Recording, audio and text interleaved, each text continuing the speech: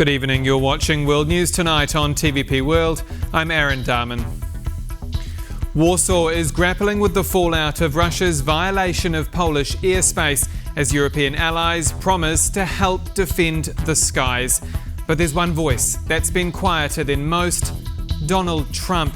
As we go to air tonight, these are our top stories. You never know when your time will come. Some Poles worry that war has landed on their doorstep. The goal here is to normalize relations between the United States and Belarus. That's the message from America as it secures the release of political prisoners from Belarus, among them 2 Polish Belsat TV journalists. And a former Polish justice minister says everyone has a role to play in prosecuting war crimes in Ukraine. From Berlin to Amsterdam, Poland's allies across Europe are pledging extra support for the country as it faces the Kremlin's threats. This ahead of an extraordinary meeting of the United Nations Security Council set down for Friday. But all eyes remain on US President Donald Trump, who has so far only responded to Russia's drone provocation with a vague social media post, including the words, "Here we go." Paweł Trzaskowski reports. Dutch F-35 pilots and German Patriot batteries were among the Allied forces that helped Polish F-16s shoot down some of the Russian drones that flew into Polish airspace on Wednesday. And immediately after the incident, the Netherlands pledged to deliver more air defense systems to Poland. More support was also promised by Germany, which will extend and expand air policing over Poland. The Czech Republic, Great Britain, France, Italy, Finland and the Baltic states also say they're ready to help. But from the US, there was only a vague "here we go." Often there are these nonsensical statements that come from Trump, and then enormous energy is put into trying to figure out whether that means Trump is actually going to do something or not. But the consistent pattern that we've seen up until now is that the answer is no. This lack of immediate action from Washington stands in stark contrast with the fraternal tone of last week's meeting between the presidents of Poland and the US.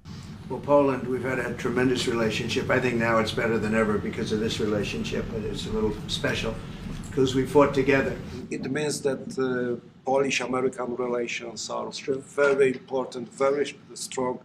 But immediate reactions to the Russian incursion on Polish territory showed it was relations with other European countries that are now very strong.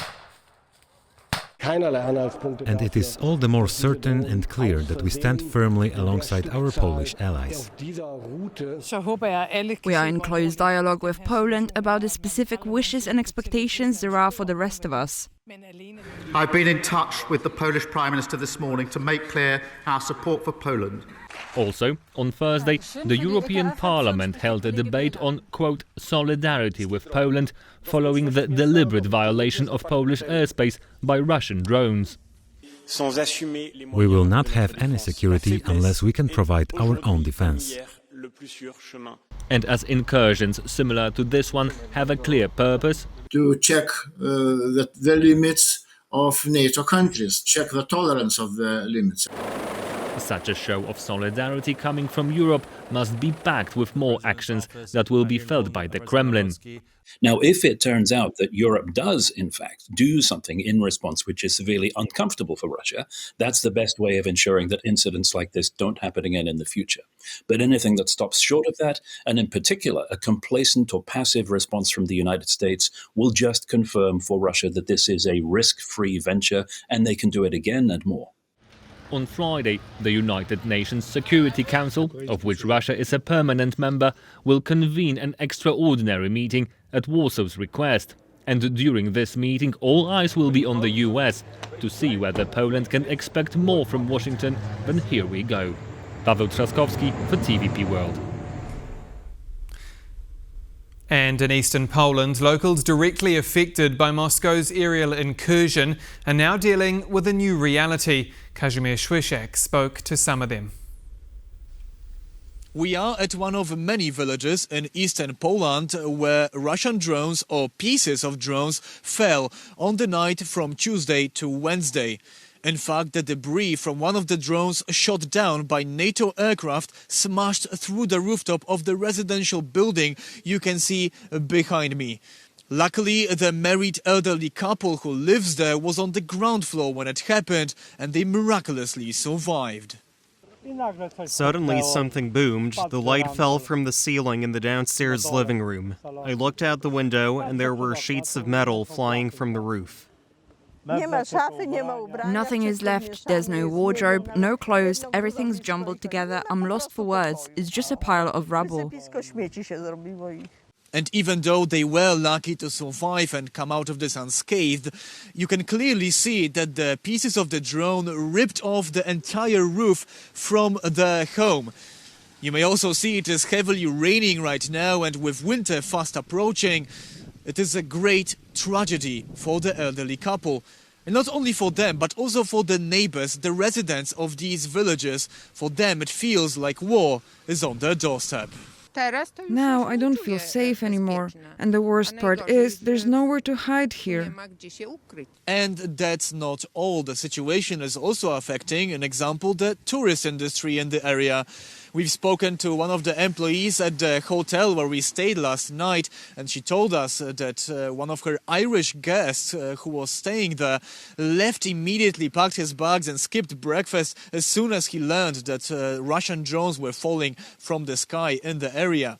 And not only that, all of the limitations introduced by the military in the area and the proximity to the war in Ukraine is also affecting the real estate market. For properties closer to the Ukrainian border, I expect it will take much longer to sell them. The main reason is fear and concern of being so close to areas where such terrible events are taking place.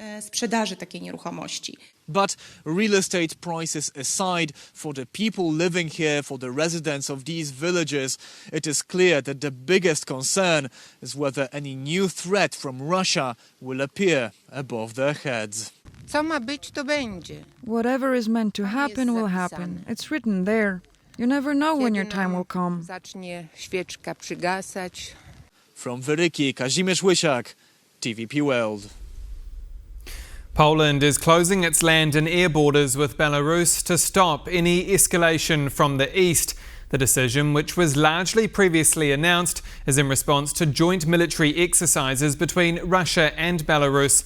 At the same time, Warsaw is moving to expand its air defences and so-called drone wall. Defence correspondent Zuzanna Jurek has more. Poland is reinforcing its frontiers. Ahead of the joint Russian-Belarusian military drills due to begin on Friday, Warsaw is going through with a previously announced closure of its eastern border. But in the wake of the incursion by 19 Russian drones into Polish airspace less than 48 hours ago, Poland is also moving to restrict air traffic near the border. Similar measures followed from other NATO members in the region. Beginning today, September 11th, at 6 p.m. local time, we are closing the airspace along our eastern border for at least 1 week until September 18th. The restriction of movement is not the only defense reinforcement Warsaw is calling for. Today we need patriots because drones are not the only threat to our airspace. We need to create what Ursula von der Leyen called in her State of the European Union address, a drone wall. It is necessary to strengthen, as a result of Article 4 consultations, to establish a radical response to strengthen the anti-aircraft missile defense. But though the Polish defense minister hails the success of the alliance's resolve, joint decisions, joint actions and coordination. NATO passed the test. NATO did not succumb to Russian pressure. NATO showed its unity.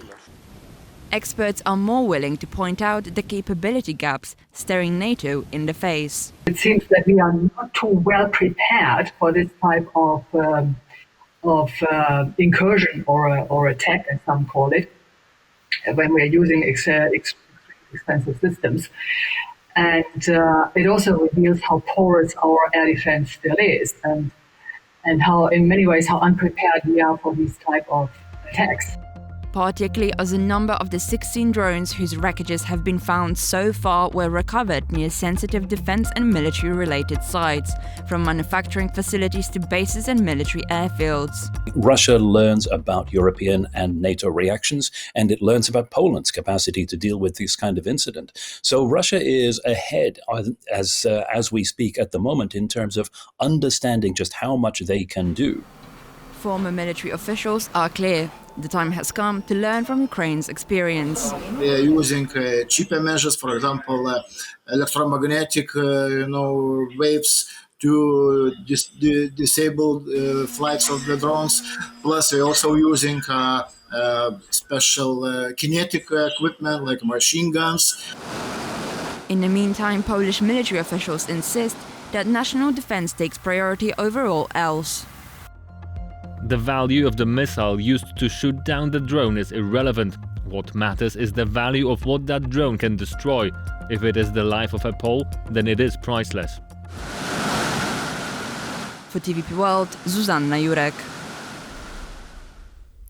Belarus has freed 52 prisoners, including 2 Polish Belsat TV journalists, after Washington negotiated their release.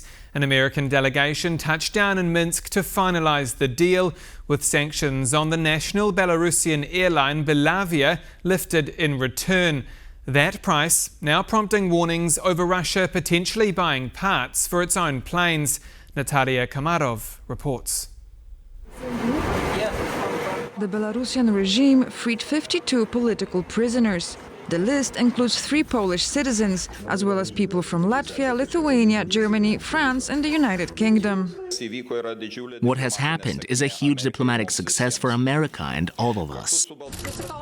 The prisoners were released into Lithuania following an intervention by John Cole, a representative of US President Donald Trump. The goal here is to normalize relations between the United States and Belarus.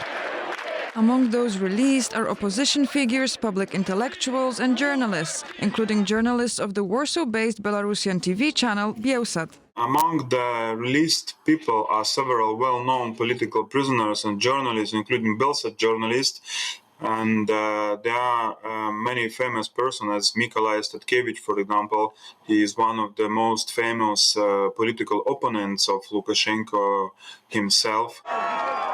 According to early reports, Mykola Statkevich and a few others refused to leave Belarus. They are deported from Belarus. I'm sure that every person has to have right to stay in Belarus or to leave if there is such choice. But in Belarus, people don't have such possibilities, so they're forcefully deported out of the country. Back in Minsk, U.S. Representative Cole held a very friendly meeting with the Belarusian dictator. And he signed it Donald. That's a rare act of personal friendship. During which he announced the lifting of sanctions against Belarusian airline Belavia.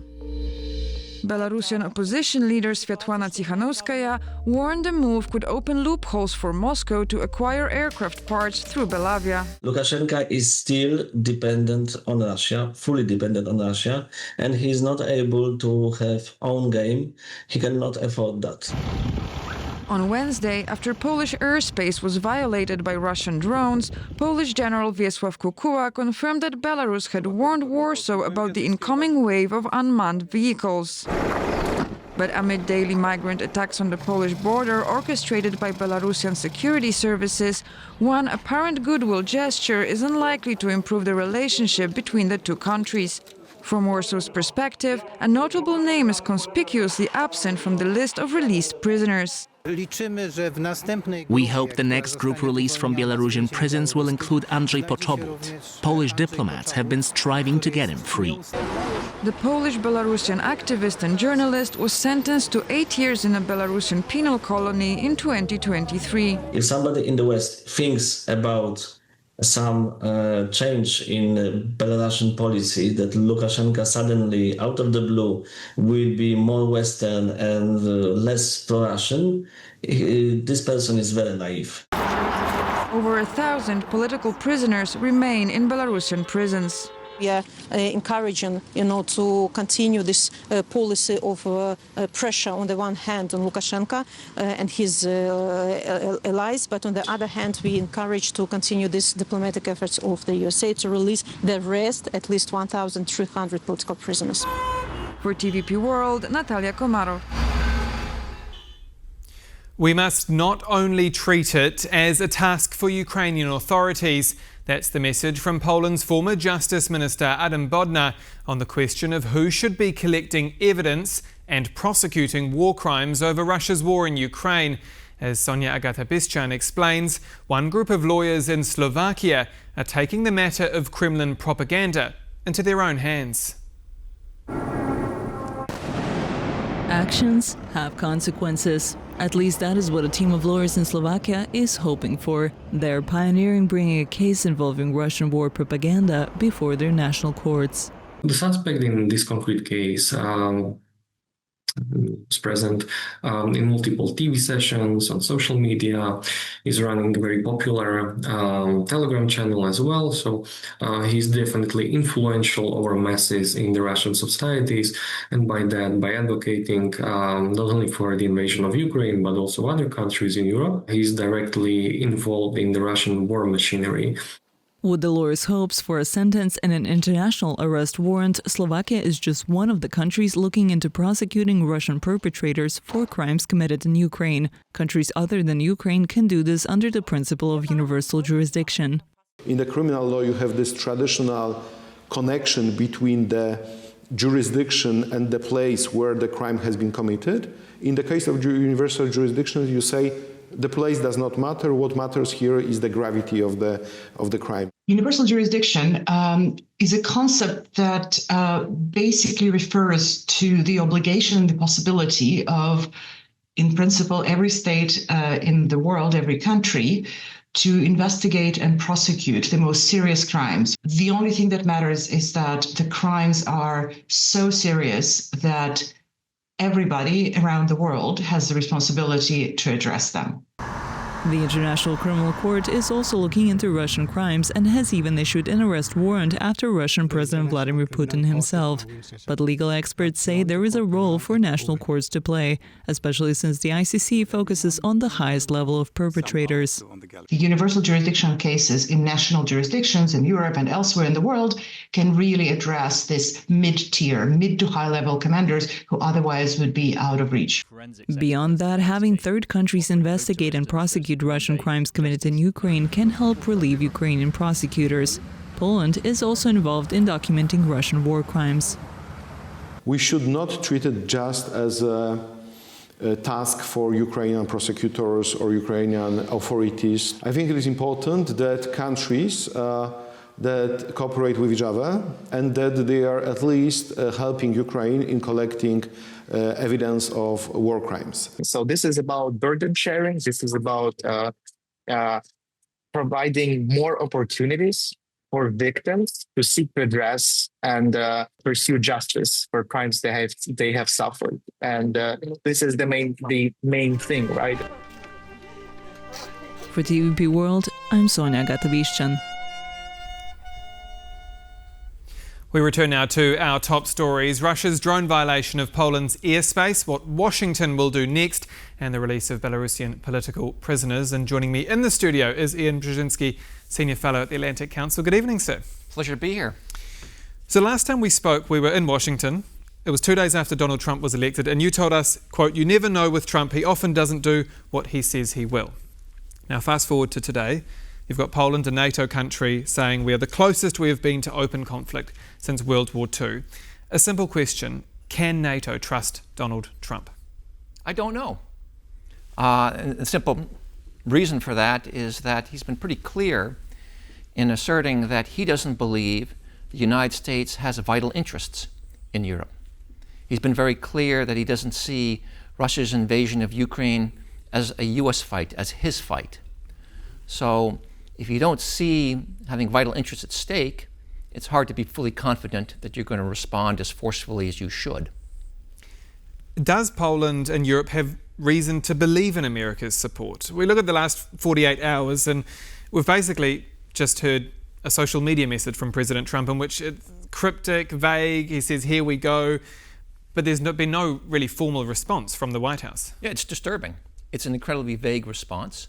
It follows a set of threats that Trump has made, each of which he's failed to live up to when Putin didn't concede. And in fact, this follows a steady escalation on the part of Putin in overt military actions against the West. I mean, think about it. A missile strike against a British consulate. A missile strike against a U.S. firm, a U.S. business in Ukraine. And now, shortly after a presidential summit with the president of Poland, you have 19 drones flying into Ukraine. That's not a mistake. That's an intentional barrage to test the transatlantic relationship, but specifically to test the U.S. commitment to the alliance and to Poland. And all we get is a tweet. There should be action underway now. It's not happening, and it's sending the wrong message to Putin. It's emboldening Putin. Precisely my next question. Is Donald Trump passing or failing Putin's test? Right now, he's confirming Putin's conclusion that the transatlantic community has lost the will to fight. And do you sense that this just serves to embolden someone like Vladimir Putin? Of course. And a failure to respond decisively to this sort of aggression is an invitation for Putin to escalate in an even more dangerous way his actions against the West. Because what Putin is trying to do is essentially attain a strategic double hit through this drone incursion against Poland. Poland is the operational target. He's provoking the frontline state to Ukraine, the conduit to Ukraine for security assistance, arguably Trump's closest ally in Europe. He's probing alliance air defenses, finding where the holes are, where the strengths are. But the strategic target really is transatlantic unity and the credibility of the transatlantic deterrent posture. And the key to that is the United States. So this is a strike against the United States to see if the United States still has the will to live up to its obligations as a NATO ally. And if he's able to prove that the United States doesn't have that will, he will have undermined the credibility of NATO's deterrent posture. He will have created a crisis in confidence in the alliance. That weakens NATO, and that de facto weakens Ukraine. That's why it's a double hit. I want to pick up on that NATO point because NATO itself, particularly European allies, have heralded this response as a united NATO response. There are a number of different countries involved in shooting down some of those drones, but can NATO be united without the United States? No, because NATO is a transatlantic relationship. You could have European unity, but that's not NATO unity. NATO unity has to have both sides, the key powers on both sides of the Atlantic. And you pointed it out there, Ukraine. What does this mean for Ukraine? Because is there a risk too that Russia is trying to divert attention away from there? No, he's trying, through these actions, hybrid actions and now overt military action, this is the first aggressive military action by Moscow into the territory of a NATO ally. I mean, think about it. You had 19 drones. Again, I'm going to say it's not a mistake. It's a barrage. And some of them went as far as Gdansk, Gdynia, almost to Krakow. I mean, they went in deep. This was intentional. And what he's trying to do is not only is he, by fracturing the alliance, by creating a crisis of confidence in the alliance, he's trying to signal to Ukraine, you're on your own. You're weak. You cannot endure this. So this is part of a strategy to defeat Ukraine. What does this say, too, about Poland's relationship with Washington? Because Karol Nawrocki, the Polish president, was just there in the White House with Donald Trump, and Donald Trump talked about standing with Warsaw all the way. Yep. Is that true? It's a blatant test of it, and right now we're not passing that test. So what is? I mean, passing that test is easy to do in light of the alliances. The U.S. is overmatched in power when it comes to Russia. I mean, it would take a snap of a finger. It would take a little leadership from President Trump to all of a sudden get the transatlantic community to impose massive, body-slamming economic sanctions to shut down Russia's war economy, its ability to economically sustain this invasion of Ukraine. The Europeans are cocked up and ready to do that. They're just looking for the United States. It wouldn't take much for the United States to lead an effort to reinforce the eastern frontier of NATO, including Poland and the Baltics. We could move forces from Germany into Poland. We should be moving a brigade in right now with offensive and defensive capability. You would have the Germans, the French, and others follow. We ought to be stepping up our security assistance to Ukraine. Trump, in a heartbeat, could immediately transfer weapons to Ukraine paid for by the United States, which would be a profound reversal of his own policies, a reversal that would resonate across the Kremlin. We ought to be stepping up our information operations against Putin. I mean, think it's just about weaponizing the power of the truth to let the Russian people know what Putin's doing to their soldiers, the atrocities they're committing in Ukraine, the corruption of his regime. That would be kind of the muscle movement that's long overdue to convince Putin that correlations of forces before him have changed and that he can't win this war, and even more so, the territorial gains he's made would be put at risk. Then all of a sudden you'll see Putin coming to the negotiating table. He'll be the one asking for the ceasefire. We just have to demonstrate the political will to take those steps. You mentioned sanctions, brings me to a comment Vice President J.D. Vance made this week. He said, quote, "Trump doesn't see any reason why we should economically isolate Russia except for the continuation of the conflict." Much has been made of that. Does that concern you? Yeah. I mean, think about it. You know, you asked in the beginning, why isn't Trump doing more? Why is he hesitating? Well, one, he doesn't see vital interests at stake, at play in this war in Europe, which is very different from all past presidents. And then second, he continues to harbor hopes that he can have a sort of a reset with Russia for two goals: to access Russian oil, natural resources, critical minerals, and a naive hope that he can pull Russia away from China. It's strategically naive, it's short-sighted, because Europe continues today to be America's, the United States, most important set of allies. It's where our most important trading relationship is. It's where our most important economic relationship is. It's where our most committed and militarily capable allies are. This is the region in the world that works with the United States to protect shared interests globally. To trade that off for a relationship with Putin, well, that would be an economic setback. That would be a military setback. It would be a moral setback. It would be a shattering of our moral credibility. While I have you on Belarus, we've seen Belarus today release political prisoners after negotiating with America, but in exchange for sanctions being lifted on the national airline. Is Washington doing deals over the heads of Warsaw in favour of the Lukashenko regime? Well, I fear that there's not much coordination going on between the United States and its allies in Europe, and particularly those most affected by relations with Belarus, and that would of course include Lithuania, Poland, and others. And in the absence of that coordination, mistakes could be made. But I think it's driven by a naive hope that the United States can actually pull Belarus away from Russia. Well, normalization of relations. What would be the purpose of normalizing relations with a dictator who's facilitating Putin's invasion of Ukraine and who's under the direct control of Putin? Everything Lukashenko does is not an independent action. It's done with the consent and coordination of Moscow. And so bearing that in mind, this lifting of sanctions on Belarus, the country's national flag carrier, I mean, that effectively allows Boeing to sell parts to the airline and then potentially onwards to Russia. Is that a present to Vladimir Putin? Of course.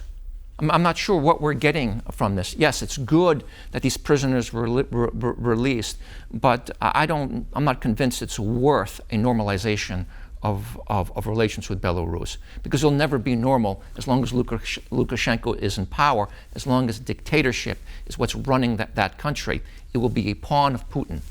And when one negotiates with Lukashenko, one has to always realize you're not really negotiating with him, you're negotiating with Moscow.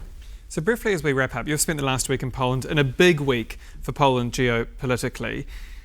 What happens next, or what needs to happen next? What needs to happen is the transatlantic community, with American leadership, needs to exercise a muscle movement that convinces Putin that the West has the will to fight and is ready and is going to exercise that overmatch in power it has militarily, economically, and ideologically.